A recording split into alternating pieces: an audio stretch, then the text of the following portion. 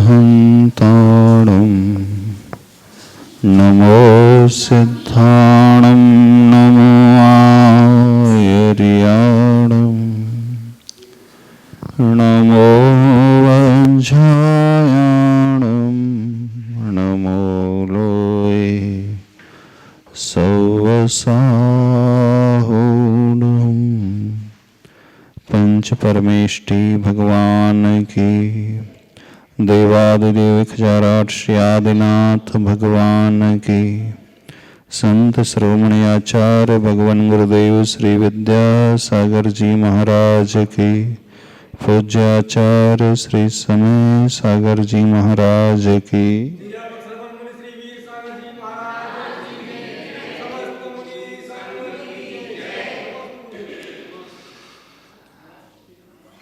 आदिनाथ भगवान के चरणों में बैठ कर के हम अपने जीवन को सुव्यवस्थित बनाना सीखें। आचार्य प्रवर श्री मानतुंग स्वामी जी ने जब भक्तामर महास्तोत्र की रचना की, उसमें एक श्लोक लिखा है, सभी लोग इस श्लोक को जानते हैं। तुभ्यं नमस्त्रिभुवनार्तिहराय नाथ, तुभ्यं नमः चित्तलामलभूषणाय, तुभ्यं नमस्त्रिजगतः परमेश्वराय, तुभ्यं नमो जिनभवोदधिशोषणाय।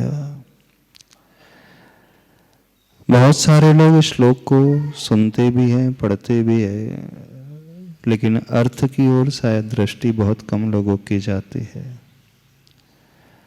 जब जब हम भगवान के पास आए, भगवान को नमोस्तु करें, यह श्लोक अवश्य पढ़ना चाहिए। तुभ्यं नमस्त्र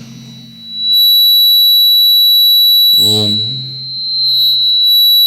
ओम।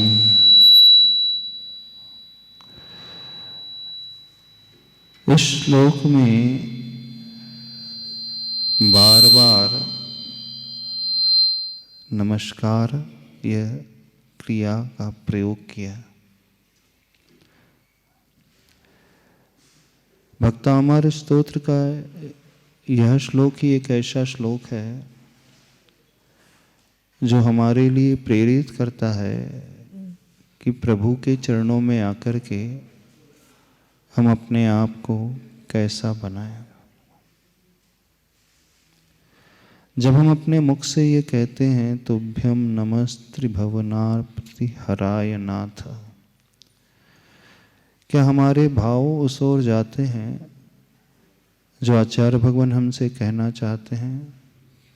त्रिभुवन अर्ति अर्थात तीन भुवन के दुखों को हरण करने वाले प्रभु आप हैं, इसलिए मैं आपको नमस्कार करता हूँ। प्रभु चरणों में आकर के, प्रभु के रूप को देख कर के, चरणों में दृष्टि लाते हुए ये भाव हर एक व्यक्ति को लाना चाहिए, क्योंकि अर्ति का अर्थ यहाँ पर है दुख। और तीन भुवन में, तीन लोक में जितने भी प्राणी हैं, जितने भी जीव हैं, सभी बहुत दुखी हैं, है ना?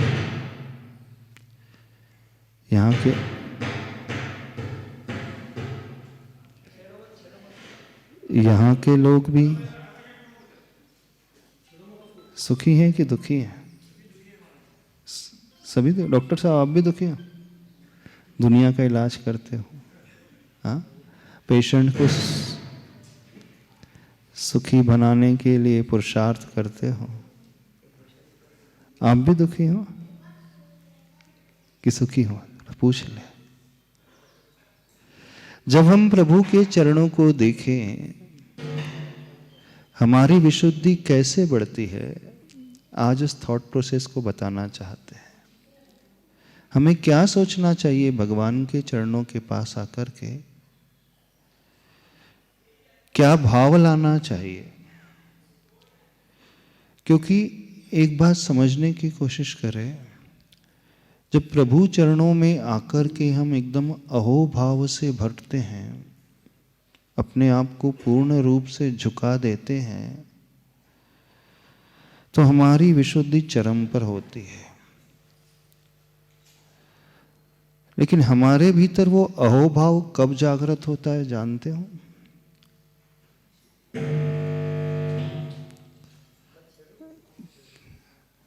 जब हमें ये पता होना चाहिए कि सामने वाला कितना ऊंचा है।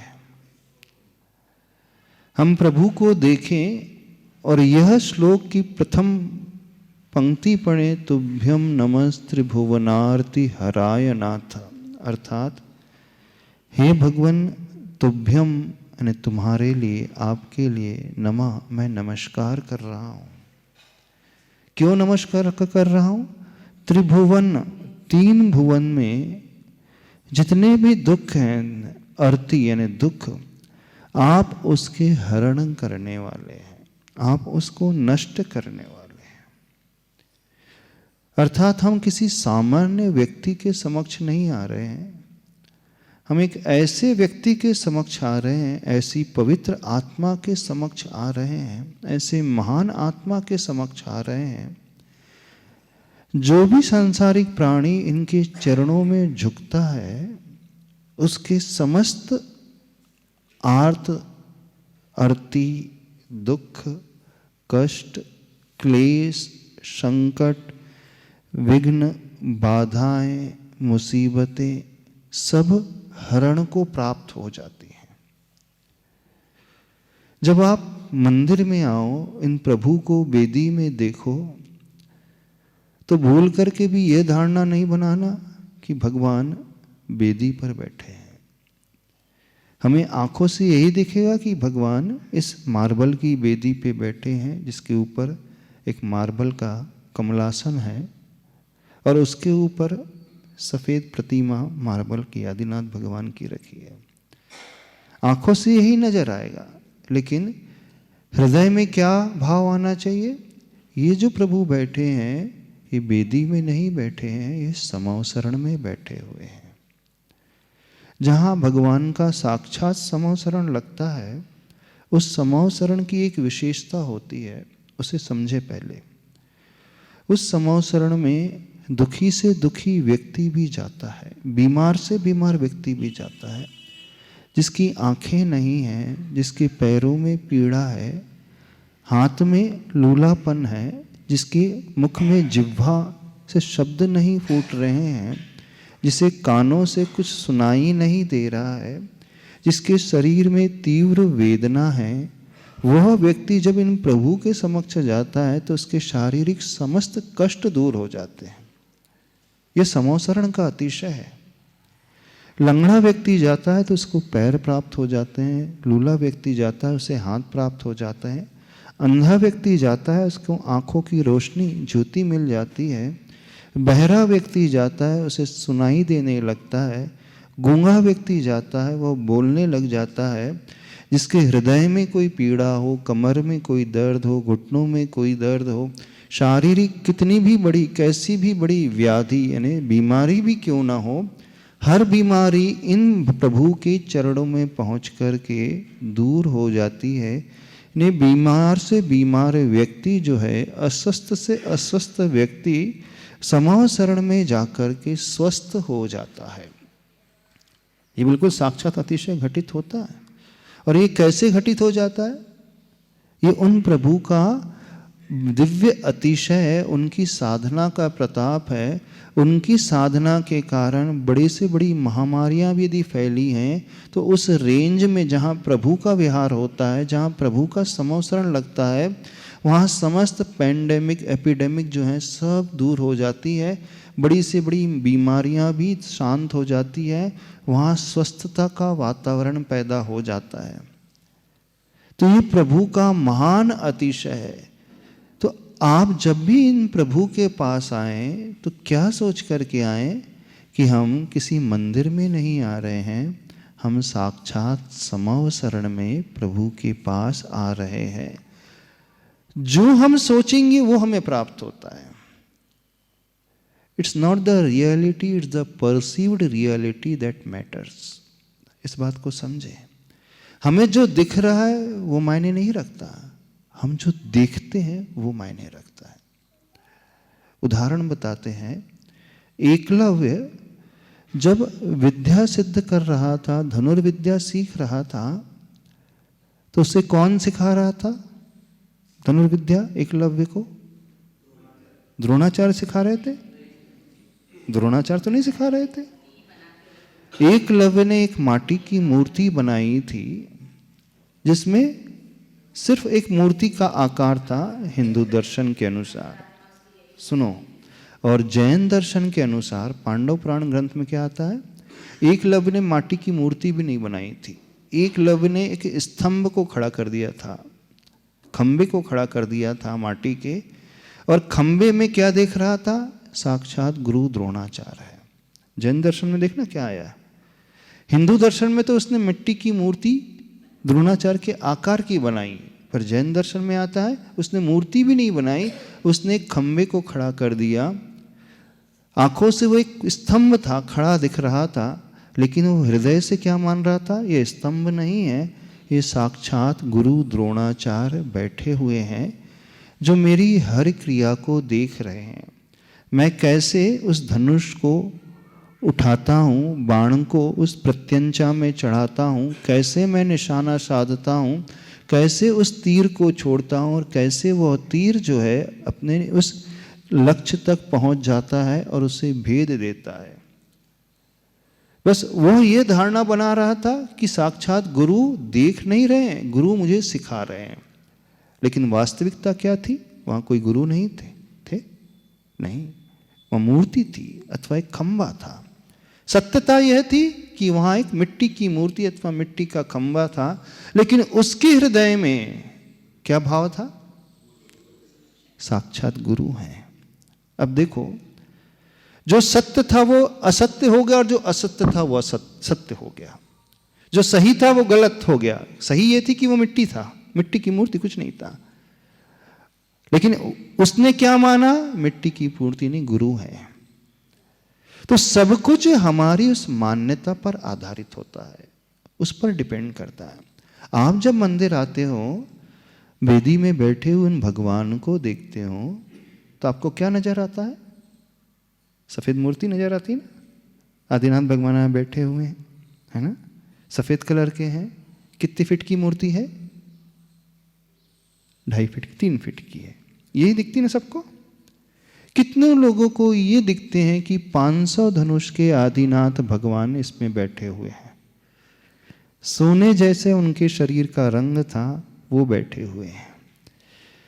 ये आदिनाथ भगवान साक्षात समव शरण में बैठे हुए हैं, जिनका चतुर्मुख हो गया है, 4 रूप हो गए हैं, चारों तरफ वो देख रहे हैं। कितने लोगों को ये नजर आता है?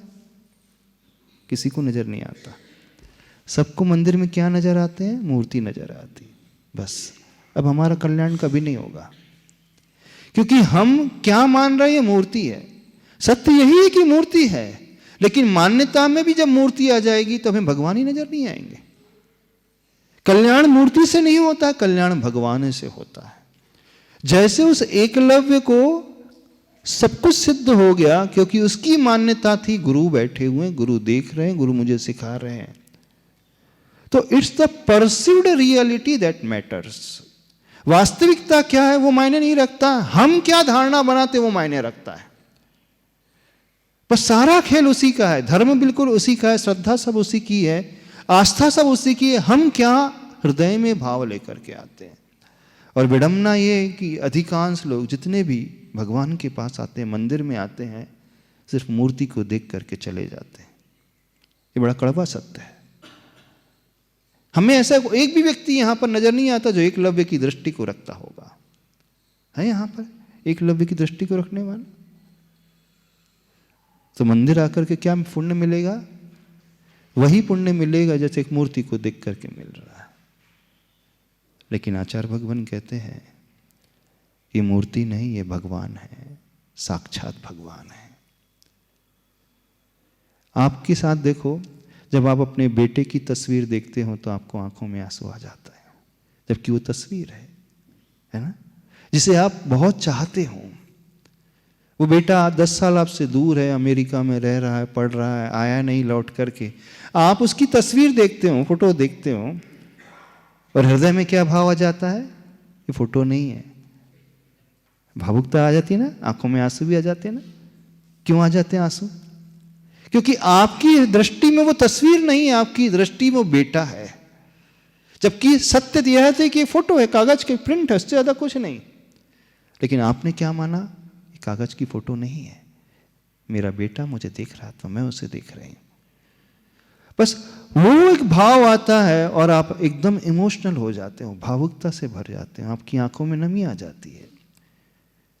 ऐसा होता है कि नहीं संसार में?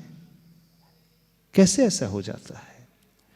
जिसके प्रति आपकी गहरी आत्मीयता होती है, जिससे आपका गहरा प्रेम होता है, गहरा लगाव होता है, वो व्यक्ति सामने ना भी हो, आप उसे सिर्फ याद करते हो तो आप भावुक हो जाते हो। तस्वीर तो देखना बहुत दूर हो गई, रात को उसकी याद आ जाती है तो कैसा होता है बताओ? आप नॉर्मल रहते हैं? नहीं रहते, है ना? क्यों संतोष? नॉर्मल रहते नहीं, बस वही। और वो पोता हो तो छोटा सा पोता हो तो, और क्या कहना, जी छोटा सा पोता हो तो फोटो देख और वो भावुक हो जाता है। जबकि सत्यता यह है कि वो है भी नहीं। तो जिंदगी में बिल्कुल धर्म कैसे फलता है, इसे समझने की कोशिश करो। अधिकांश लोग जब मंदिर आते हैं, प्रभु के दर्शन करते हैं, अभिषेक करते हैं, पूजन करते हैं, उन्हें देखते हैं वेदी में, सिर्फ पत्थर की मूर्ति को देख करके चले जाते हैं। आपको तो ये भाव भी नहीं आता कि भगवान बैठे हैं यहाँ पे, है ना? आपको ये भाव आता है मैंने मूर्ति की प्रतिष्ठा कराई है, मेरे परिवार ने दी है, हाँ वो दिखता है, भगवान नहीं दिखते। बस इसलिए कल्याण नहीं होता। कल्याण कैसे होता है समझो। जब प्रभु के पास आओ, चरणों में आओ, ये कहो तुभ्यम नमस्त्रिभुवनार्ति हराय नाथ, हे भगवान आप ऐसी महान विभूति हैं, जो आपके दर्शन करता है, जो आपको नमस्कार करता है, उसके समस्त अर्ति, समस्त दुख, समस्त कष्ट जो हैं हरण को प्राप्त हो जाते हैं। आप इतनी महान विभूति हैं, मैं उनके पास आया हूं, ये भाव लेकर के आओगे, गारंटेड है आपके शारीरिक कष्ट दूर हो जाएंगे। अब जो पढ़े लिखे लोग हैं थोड़ा दिमाग लगाएंगे, कभी ऐसा होता है? फिर डॉक्टर की क्या आवश्यकता है, दवाई क्यों खाएं हम? भगवान के पास आए, गंदो दक लगाए और काम कर ले। नहीं, बिल्कुल ऐसा होता है, ये सत्य है। यदि अंदर ये धारणा बना ले कि हम साक्षात भगवान के पास आए, हो जाएगा, अतिशय घटित हो जाएगा। एक बहुत अच्छा रिसर्च हुआ, placebo effect and nocebo effect, है ना? क्या होता है डॉक्टर साहब? कुछ डॉक्टर्स ने रिसर्च किया, कुछ पेशेंट्स को दवाई दी, असली दवाई दी बीमारी की, लेकिन उनसे ये कहा गया कि जो तुम्हें दवाई दी जा रही है इसका ज़्यादा इफेक्ट नहीं होता है। कई लोगों पर दवाई का प्रयोग किया गया, 98% पेशेंट में दवाई फेल सिद्ध हुई, बस 2% में इसके रिजल्ट अच्छे आए। तो एक ग्रुप बनाया गया पेशेंट का और उनको यह कह करके दवाई दी गई, और दवाई बहुत अच्छी क्वालिटी की दी गई, लेकिन फीडिंग क्या कराएगी? 98% में दवाई का रिजल्ट नेगेटिव आया, कोई अच्छा रिजल्ट नहीं आया। अब दूसरे 10 पेशेंट के ग्रुप को चुना गया और उन्हें सामान्य ग्लूकोज की मेडिसिन यह कह करके दी गई, ये इतनी इफेक्टिव मेडिसिन है, 98% में इसके पॉजिटिव रिजल्ट आए हैं, सिर्फ 2% में थोड़े से कम रिजल्ट आए हैं। क्या? जिस ग्रुप को सही मेडिसिन दी गई, 10 दिन के बाद उनकी बॉडी में उस दवाई का कोई इफेक्ट ही नहीं आया। क्यों? क्योंकि वो क्या धारणा बना चुके थे, हम जो दवाई खा रहे हैं ज़्यादा कारगर नहीं है, इसके रिजल्ट अच्छे नहीं आते हैं, लेकिन थी वो मेडिसिन प्रॉपर सही है, तो ये कहलाता है नोसिबो इफेक्ट। और जिन्हें सामान्य ग्लूकोज की पाउडर की एक कोटिंग करके एक दवाई दे दी गई और उनसे कहा गया कि ये बड़ी इफेक्टिव मेडिसिन है, जितनों पर इसे आजमाया गया है ऑलमोस्ट 98% सही रिजल्ट आया। तो जिन्होंने सामान्य ग्लूकोज की मेडिसिन को खाया लेकिन ये धारणा बना करके खाया बहुत अच्छी दवाई खा रहे हैं, उनकी बीमारी ठीक हो गई। बड़ा आश्चर्य, जहां सही दवाई गई उसका कोई इफेक्ट नहीं हुआ और जो दवाई थी नहीं उसका इफेक्ट हो गया। ऐसे कैसे हो गया? तो कुल मिलाकर के जो हम धारणा बनाते हैं उसी के अनुरूप हमारी बॉडी में हार्मोनल चेंजेस होने लगते हैं। होता है ना डॉक्टर साहब? उसी के अनुरूप हमारी बॉडी में कुछ ऐसे ग्लैंड्स होते हैं जो उस प्रकार के रसायन का सिक्रीशन प्रारंभ कर देते हैं। यदि हम बुरी धारणा बना लें तो बुरे रसायन निकालने लगेंगे और अच्छी धारणा बना लें तो वो अच्छे रसायन का सिक्रीशन प्रारंभ कर देते हैं। ठीक ऐसे ही प्रभु के पास है, धर्म में है। जब आप मंदिर आते हैं ये सोच करके मंदिर आओगे, नमस्कार करोगे, अभिषेक करोगे कि मैं मूर्ति का अभिषेक कर रहा हूं, कोई इफेक्ट नहीं होगा। लेकिन आप जब अभिषेक कर रहे हो, दर्शन कर रहे हो, पूजन कर रहे हो, ये धारणा बनाओगे मैं साक्षात भगवान के दर्शन कर रहा हूं। कौन से भगवान? जो समोसरण में बैठे हुए हैं। कौन से भगवान? जिनके पास आकर के अंधे को आंखें मिल जाती हैं, गूंगे को जवान मिल जाती है, लंगड़े को पैर मिल जाते हैं, जो नहीं सुन पाता है बहरे को श्रवण करने की शक्ति मिल जाती है, बीमार को, अस्वस्थ व्यक्ति को स्वास्थ्य का लाभ हो जाता है। ये जो धारणा बना करके आएगा मैं ऐसे समोसरण में आ रहा हूं, विश्वास मानना, वही पुण्य का फल आपको मिलेगा। आत्मा में उसी प्रकार के पुण्य वर्गणाएं आएंगी और आपके शरीर में उसी प्रकार के हार्मोन्स का सिक्रीशन प्रारंभ हो जाएगा, क्योंकि आपकी धारणा में मूर्ति नहीं है, आपकी धारणा में प्रभु है, साक्षात भगवान है। बताइए कितने लोगों को साक्षात भगवान दिखते हैं? अध्यक्ष महोदय को भी भगवान नहीं दिखते, है ना? ट्रस्टियों को भी भगवान नहीं दिखते। और जो रोज अभिषेक पूजन करते हैं, रोज दर्शन करते हैं, शायद उन्हें भी भगवान नहीं दिखते हैं, क्योंकि आप यहाँ बुद्धि का प्रयोग करते हो, दिमाग का उपयोग करते हो। मंदिर आकर के जब जब हम दिमाग का प्रयोग करेंगे, बुद्धि का प्रयोग करेंगे, कोई लाभ नहीं होगा। क्योंकि आपका ब्रेन चलने लगा, आपकी बुद्धि कहने लगी ये सफेद रंग की मूर्ति है, ये 3 फीट की प्रतिमा है, मार्बल की प्रतिमा है, मार्बल की बेदी बैठी हुई है, बेदी में भगवान बैठे हुए हैं, इससे ज्यादा कुछ नहीं है। यही धारणा बनाते हो, कोई लाभ नहीं होगा। धर्म हमें कैसे फलता है? जो हम देखते हैं उससे नहीं, जो हम मान्यता बनाते हैं उससे फलता है।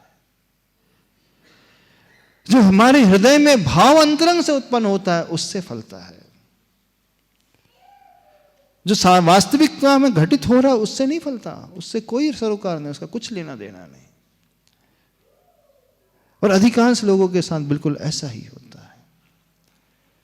जब आप भक्तामर का पाठ करते हैं, श्लोक पढ़ते हो, तुभ्यम नमः त्रिभुवनार्ति हराय नाथा, क्या एक आध बार भाव आता है मैं ऐसे भगवान को नमस्कार कर रहा हूं जिन भगवान के पास आने से 3 लोक के प्राणियों के दुख नष्ट हो जाते हैं? आता है ऐसा भाव? नहीं आता ना? आप तो आते हो यहाँ पर, नमस्कार करते हो, क्या सोचते हैं रोज आना है तो आ ही जाते हैं।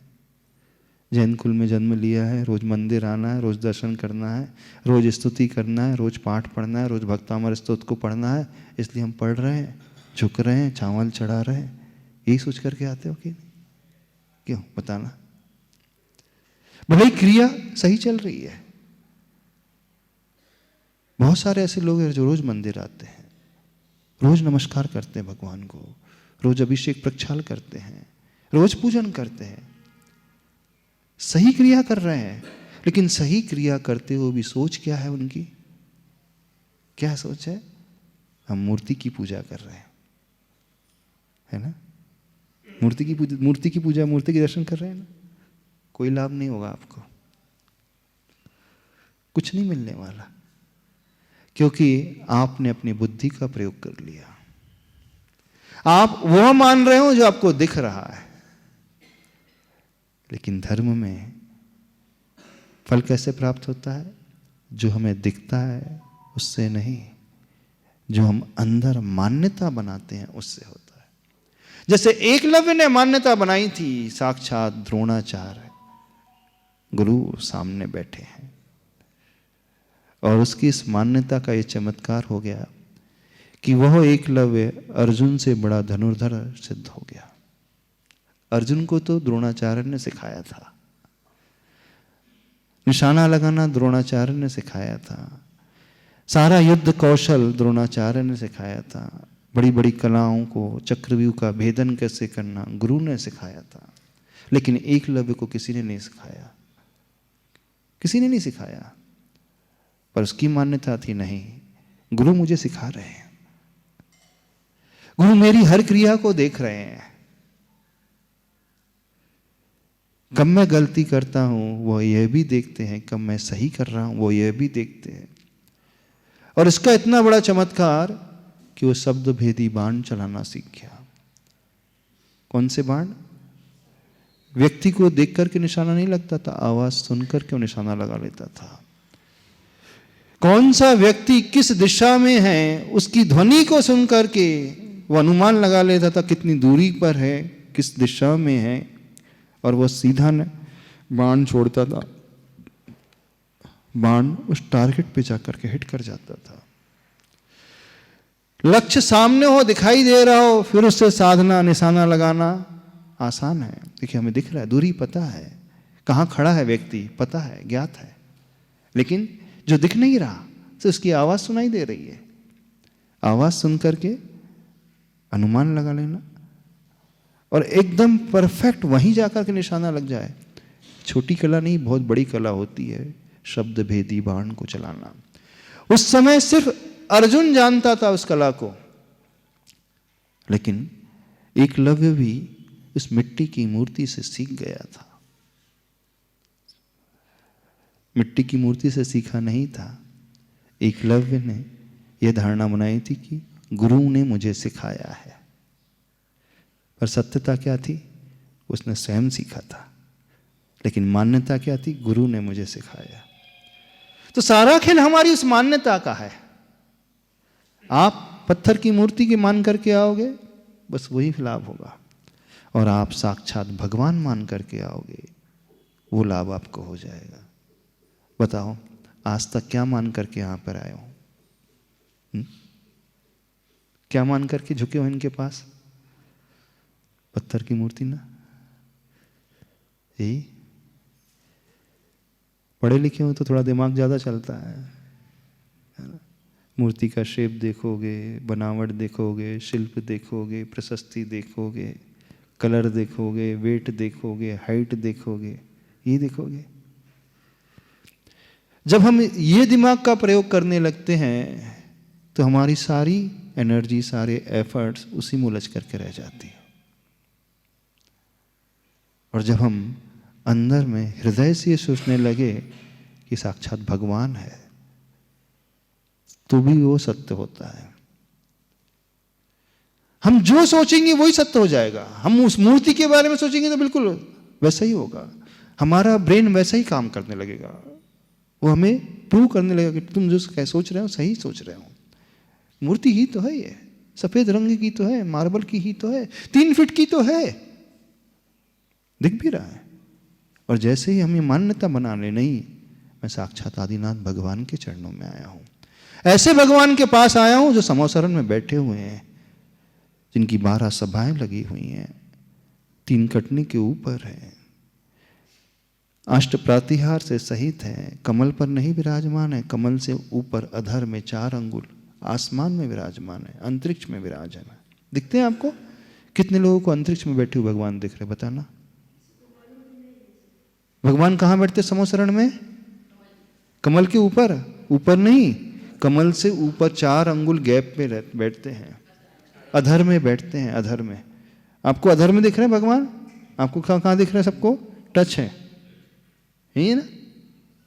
ब्रेन हमारा क्या स्वीकार रहा है? व्हाइट मार्बल की कमल पर भगवान टच करके बैठे हैं। सत्य बिल्कुल यही है, इसमें कोई दो मत नहीं है, इसे झुटलाया नहीं जा रहा। लेकिन जब हम भावों की बात करें, श्रद्धा की बात करें, श्रद्धा में दिमाग को गौण कर देना पड़ता है, बंद करके रख देना पड़ता है। श्रद्धा में इस एकलव्य की दृष्टि को लाना पड़ता है। एकलव्य की श्रद्धा में गुरु थे, बाकी दुनिया की दृष्टि में वो मूर्ति थी। और यही होता है, जिंदगी निकल जाती है ना, पूरा जीवन निकल गया होगा। हर व्यक्ति ने प्रतिदिन मंदिर जाकर के मूर्ति के दर्शन किया। श्रावकों का आवश्यक जानते हो क्या है? पहला, हाँ, देव दर्शन कहाँ है? मूर्ति दर्शन नहीं कहा।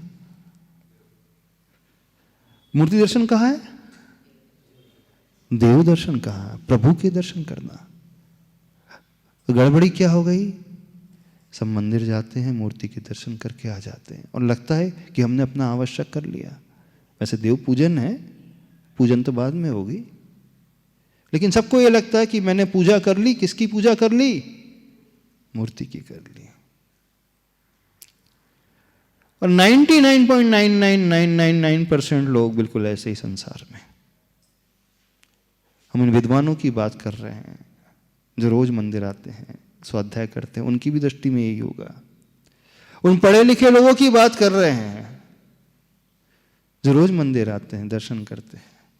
उन महिलाओं की बात कर रहे हैं, 50 साल निकल गए, 60 साल निकल गए, उन्हें भी यही दिखता होगा। यही दिखता है ना? यही दिखता है कि यही देखा है? दो चीजें हैं, दिखना और देखना। आपने क्या देखा है? सबने जो दिखता है वही देखा है, यही ना? जो दिखता है वही देखा है हर व्यक्ति ने। लेकिन धर्म जो दिखता है वही देखने से कभी नहीं फलता। धर्म कैसे फलता है? दिखता कुछ और है और देखते कुछ और है हम, तब फलता है। दिखेगी हमेशा मूर्ति, लेकिन जब हम भगवान उसमें देखने लगेंगे तो समझना अब हमें वास्तव में प्रभु दर्शन का फल मिल जाएगा, देव दर्शन का फल मिल जाएगा। अभी तक तो सिर्फ मूर्ति दिखी है और मूर्ति को देखा है। दिखना और देखना दोनों एक होकर के रहा अभी तक सबका। दिखने और देखने में कोई डिफरेंस नहीं रहा सबके में, यही है ना? अच्छा बताओ, कितने लोगों ने भगवान को देखा है इसमें? हाथ खड़े करें। मंदिर आकर के भगवान के दर्शन आप करते हैं? करते नहीं करते। अब आप कहोगे महाराज जी आज तक किसी ने समझाया नहीं। क्यों राजू भाई, आज तक किसी ने नहीं बताया? अरे कैसे नहीं बताया? कैसे नहीं बताया? क्योंकि आपका आवश्यक देव दर्शन है, देव पूजन है। मूर्ति पूजन, मूर्ति दर्शन कहां आवश्यक है? उस शब्द में ही छिपा हुआ है। मूर्ति दर्शन तो कहां लिखा ही नहीं अपने यहां, शास्त्रों में कहीं नहीं लिखा रोज भगवान की मूर्ति के दर्शन करना है। और जहां लिखा भी है तो उसका भाव प्रभु दर्शन ही है। जैसे एकलव्य को प्राप्त हुई थी वो सिद्धि, तो जब जब आप मंदिर आओ तो अपने भीतर एकलव्य की दृष्टि लेकर के आना। ध्यान से सुनना, जब जब आप प्रभु के पास आओ तो अपने भीतर एकलव्य की दृष्टि लेकर के आना। एकलव्य भील था, जंगली था, जंगल में रहने वाला था, पढ़ा लिखा नहीं था, कुछ नहीं था, लेकिन एकलव्य के हृदय में श्रद्धा थी, गजब की श्रद्धा थी। एक ऐसी श्रद्धा जिसने मिट्टी में से अपने गुरु को खोज लिया था। और आप हो कि तदाकार स्थापना वाले उन प्रभु को देख करके भी सिर्फ मूर्ति को ही देख करके चले जाते हो। हाँ, अभिषेक करना, अरे अभिषेक भी दर्शन ही नहीं कर रहा था, अभिषेक कहाँ से होगा? दर्शन भी नहीं करते हैं यहाँ पे तो। दर्शन भी करने नहीं आते हैं। कितने लोग आते हैं? हाँ, बहुत सारे लोग आते हैं। बाकी लोग तो ऐसे, वो तभी वो क्रिया भी नहीं कर रहे हैं, दिखने वाली क्रिया भी नहीं कर रहे हैं। जब प्रभु के पास आए, श्लोक पढ़े, तुभ्यम नमस् त्रिभुवनार्ति हराय नाथ। पढ़ने के बाद कुछ क्षण सोचना, रुक जाना, दृष्टि लाना, हे भगवान तुभ्यम नमः, आपके लिए मैं नमस्कार करता हूँ। क्यों नमस्कार कर रहा हूँ? त्रिभुवनार्ति हराय नाथ, त्रिभुवन के आरती को आप हरण करने वाले ऐसे नाथ हैं, इन्हें आप सामान्य नहीं हैं, आप बहुत महान हैं। आप छोटे मोटे नहीं हैं, बहुत विशेष, बहुत बड़े हैं। आप कैसे हैं? तो आपके पास तीन लोक के जो भी जीव आते हैं, उन समस्त जीवों के दुख नष्ट हो जाते हैं। और इफेक्ट है, समोसरण में जो भी जाता है उसकी हर बाधा, हर परेशानी दूर हो जाती है। वहाँ भूख नहीं लगती, प्यास नहीं लगती, रोगी निरोगी हो जाता है। बड़े से बड़ा, भयंकर से भयंकर रोग भी क्यों ना हो, उसका वह रोग दूर हो जाता है। क्यों? क्योंकि वो साक्षात भगवान के पास जाते हैं। लेकिन अभी पंचम काल में हमें साक्षात भगवान नहीं मिलेंगे, हमें मंदिर में प्रतिमा ही मिलेगी, मूर्ति ही मिलेगी। लेकिन यह पुरुषार्थ हमें करना होगा, हम मूर्ति को देख करके भगवान को देखें। ये हमें अंदर से दृष्टि पैदा करना होगा, तब वो धर्म हमें फलेगा, तब वो आवश्यक हमें फलेगा, तब वो क्रिया हमें फलेगी। नहीं तो जिंदगी ऐसी बीत जाएगी, चले जाएगी, जैसी अभी तक की चली गई है, कुछ लाभ नहीं हुआ। पढ़े लिखे हो तो उस प्लेसिबो इफेक्ट को पैदा करना सीखो। प्लेसिबो इफेक्ट का अर्थ, जिन पेशेंट ने माना था कि हम अच्छी दवाई खा रहे हैं, जबकि वो ग्लूकोज की दवाई थी, ग्लूकोज के पाउडर की, वो कुछ नहीं, शक्कर का पाउडर समझ लो और कुछ नहीं। लेकिन धारणा क्या थी? मैं सबसे इफेक्टिव मेडिसिन को खा रहा हूँ। और चमत्कार, ग्लूकोज को खा करके वो ठीक हो गए। और जिन्होंने ये धारणा बनाई, सामान्य दवाई खा रहे हैं, उनका रोग ठीक नहीं हुआ, जबकि होना ये चाहिए था। जिन्होंने सही दवाई खाई थी, रोग उनका ठीक होना था। जिन्होंने ग्लूकोज खाया था, उनको कोई फर्क नहीं पड़ना था। अब यहां आकर के डॉक्टर्स भी हार जाते हैं। कुछ तो ऐसा है जो हमारी समझ के बाहर है ना? कई पेशेंट होते हैं जो बहुत जल्दी स्वस्थ हो जाते हैं, और कई पेशेंट होते हैं जिन्हें इंजेक्शन पे इंजेक्शन लगाते जाओ, कोई फर्क नहीं पड़ता। तो डॉक्टर ये कहेगा कि इसकी बॉडी की इम्यून सिस्टम जो है इतना मजबूत नहीं है, रोग प्रतिरोधक क्षमता कमजोर है, ऐसा है वैसा है। पर जिसकी रोग प्रतिरोधक क्षमता कम है, कमजोर है, तो उसमें भी उसकी ही दृष्टि का खेल है। वो इतनी निगेटिविटी से भरा रहता है, इस कारण उसको दवाई नहीं लगती। और जो व्यक्ति पॉजिटिविटी से भरा हुआ होता है, अच्छी सोच से भरा हुआ होता है, वो कैसे अपने आप को जल्दी स्वस्थ कर लेता है? वो सोच के माध्यम से ही उस प्रकार के हार्मोन्स का सिक्रीशन अपने आप कर लेता है। दवाई कभी हमें ठीक नहीं करती, थोड़ा सा इस बात को और समझ ले। जिस मेडिसिन के माध्यम से जब उस पर्टिकुलर हार्मोन्स का सिक्रीशन होता है, तो वह हार्मोन जो है उन बैक्टीरियाज को समाप्त करती हैं, हमें स्वस्थ बनाती है। तो अपने आप को स्वस्थ करने के लिए एक प्रकार से आप मेडिसिन से ले लो एक्सटर्नल, अथवा अपनी सोच को वैसा बना लो। इस कारण कई लोग ऐसे होते हैं बिना दवाई खाए भी बहुत जल्दी स्वस्थ हो जाते हैं।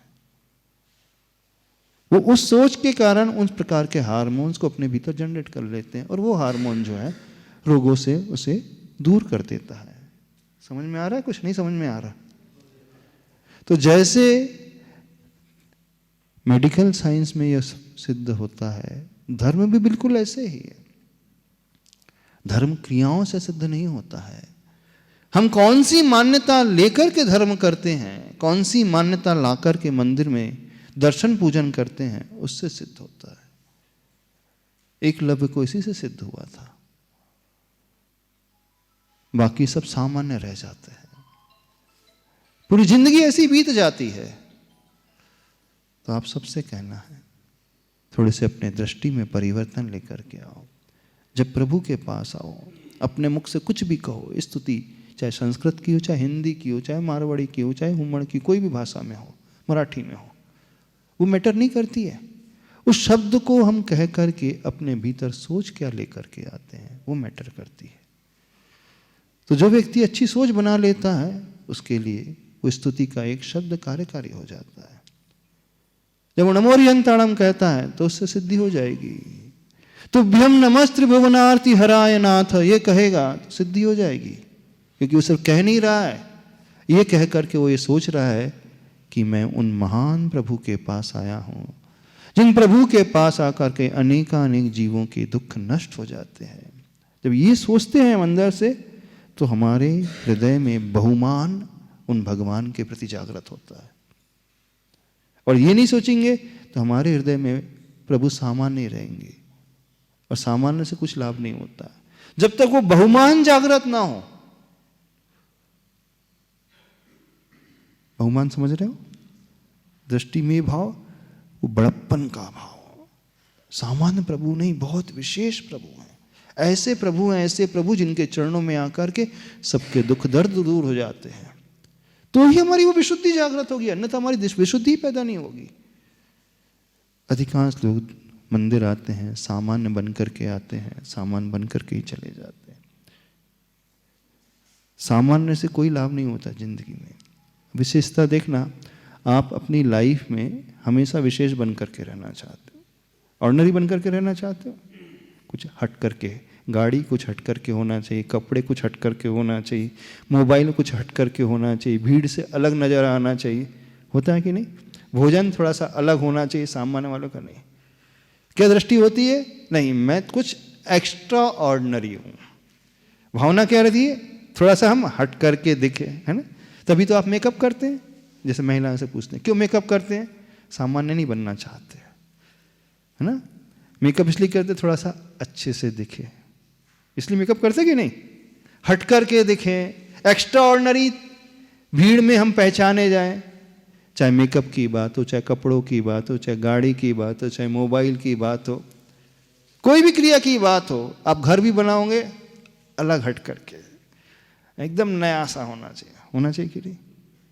वो घर में रहना है, 3 कमरे चाहिए नहीं, भले 3 कमरे चाहिए, पर एक्स्ट्रा ऑर्डिनरी फैसिलिटीज़ वाला, जिसने अभी जैसे घर किसी को ने नहीं बनाया हो ऐसा होना चाहिए। बोले शहर में ऐसा बंगला होना चाहिए। उससे क्या मिलने वाला? देख, फीलिंग। तो दुनिया के हर क्षेत्र में व्यक्ति कभी ऑर्डिनरी बन करके नहीं रहना चाहता। गरीब से गरीब व्यक्ति भी विशेष बन करके रहना चाहता है। भले 4 लोगों में वो थोड़ा अलग हट करके बन करके रहना चाहता है। उसके ग्रुप में 4 फ्रेंड्स हैं, 4 फ्रेंड में सोचेगा हाँ थोड़ा सा अच्छे से कपड़े, कॉलर टिप टॉप होना चाहिए। ये जो फीलिंग है वो क्या है कि मैं कुछ हूं, आई एम समथिंग, मैं कुछ हट करके हूं, इन ग्रुप में इन लोगों से थोड़ा ऊपर उठ करके हूं। जैसे आप सांसारिक क्षेत्र में कुछ हट करके खाते पीतने की भावना रखते हो, दिखने दिखाने की भावना रखते हो, पहनने ओढ़ने की भावना रखते हो, सब क्षेत्र में, वह ऐसे ही धार्मिक क्षेत्र में भी प्रभु को सामान्य नहीं मानना, प्रभु को विशेष मानना। जब प्रभु को हम विशेष मानेंगे तो बहुमान जागृत होगा, तो वो विशुद्धि पैदा होगी, तो वो पुण्य लाभ होगा, तब वो भगवान नजर आएंगे। क्या समझ में आ रहा है? कुछ समझ में आ रहा है? जब जब मंदिर आओ तो एकलव्य की दृष्टि लेकर के आओ। जब जब मंदिर आओ तो मूर्ति को नहीं, भगवान को देखने की दृष्टि लेकर के आओ। जब जब मंदिर आओ जो दिखता है वो नहीं, जो देखना चाहिए वो भाव लेकर के आना चाहिए। तो हमें दिखने में से नहीं, देखने में वाली प्रवृत्ति को बदलना है। तो it's not the reality, it's the perceived reality that matters. वास्तविकता नहीं, जो हमारी मान्यता वाली वास्तविकता होती वो मायने रखती है। समझ में आया कि नहीं? अब कैसे देखोगे भगवान को? हाँ, एकलव्य की दृष्टि से, मूर्ति नहीं, भगवान। पत्थर वाले नहीं, समो शरण में बैठे हुए भगवान, ऐसे भगवान जिनके चरणों में आकर के सबके दुख दर्द दूर हो जाते हैं, ऐसे भगवान जिनके चरणों में आकर के समस्त शारीरिक रोग दूर हो जाते हैं। अब थोड़े से फिर बुद्धि लगाएंगे, महाराज जी वो सारे रोग हो जाते, फिर हम दवाई क्यों खाएं, डॉक्टर के पास क्यों जाएं, फिर सीधे मंदिर ही आया करें। जब जो बीमार है कहाँ आना चाहिए, उसे मंदिर आना चाहिए। नहीं, हम ये नहीं करें कि डॉक्टर के पास ना जाओ, डॉक्टर के पास जाओ, लेकिन ये दृष्टि लेकर के जाओगे तो बहुत जल्दी स्वस्थ हो जाओगे। उसकी भी आवश्यकता है, उसी से कल्याण होता है। तो धार्मिक क्षेत्र में अपने भीतर यह भाव लाना सीखो। ला लोगे परिवर्तन कि नहीं लाओगे? अभी तो जिंदगी ऐसी निकाल दी है, मूर्ति के दर्शन करके जिंदगी बिता दी है ना? कितनों ने भगवान के दर्शन किए हैं? अब करोगे? करोगे पक्का? ये सोच तो लेकर के आओ, आज से सोचना शुरू करोगे तो कल आपको दिखेंगे, विश्वास करो दिखने लगेंगे। और यह सोच नहीं लाएंगे तो सारी धर्म की क्रिया एक रूटीन होकर के रह जाएगी, और रूटीन से कभी कल्याण नहीं होता, कोई फर्क नहीं पड़ता, कुछ फर्क नहीं पड़ने वाला। वो तो आप करते हुए आ रहे हो, हमेशा से करते आ रहे हैं, कौन सी बड़ी विशेषता हो गई? यदि होना होता तो आज तक आपका जीवन बदल गया होता। जब वो प्रभु के पास आता है तो उसे लगता है कि हाँ, मैं एक ऐसी जगह आया हूं जहां समस्त विकल्प शांत हो जाते हैं, समस्त दुख दुविधाएं जो हैं दूर हो जाती हैं। एक अलग आनंद की लहर, एक अलग आनंद की अनुभूति इन प्रभु के चरणों में बैठ करके मुझे होती है। बस ये भाव ला करके आप देखो तो सही, एक अद्भुत आनंद प्राप्त होगा, एक अद्भुत सेटिस्फेक्शन प्राप्त होगा। फिर लगेगा कि अभी की विशुद्धि कुछ अलग ही प्रकार की है। और विश्वास मानो, इन भावों को लाकर के जब दर्शन करोगे, पूजन करोगे, जो पुण्य का अर्जन करोगे ना, वो आज तक अपनी जिंदगी में नहीं किया होगा, नहीं किया होगा। सातिशय पुण्य बस ऐसे ही बनता है। सातिशय जो है अपने परिवर्तन ऐसी प्रकार के भावों से आता है जैसे एकलव्य के जीवन में आ गया। ये नहीं सोचना कि वो तो एकलव्य एकादि होते हैं, वो तो चौथे काल की बात है। आज भी हो सकती है, हो सकती है, कोई बड़ी बात नहीं है। हमें ही भाव बनाना है। चौथे काल में भी यही है, हम जो देखते हैं वो ही सब कुछ होता है, उसके अलावा और कुछ नहीं होता। तो हमें जो दिखे वो मैटर नहीं करेगा, जो हम देखेंगे वो मैटर करेगा। देखना हमारे ऊपर आधारित रहता है। दिखना सामान्य है, देखना विशेष होता है। दिखना ऑर्डिनरी है, वो आंखों का विषय है।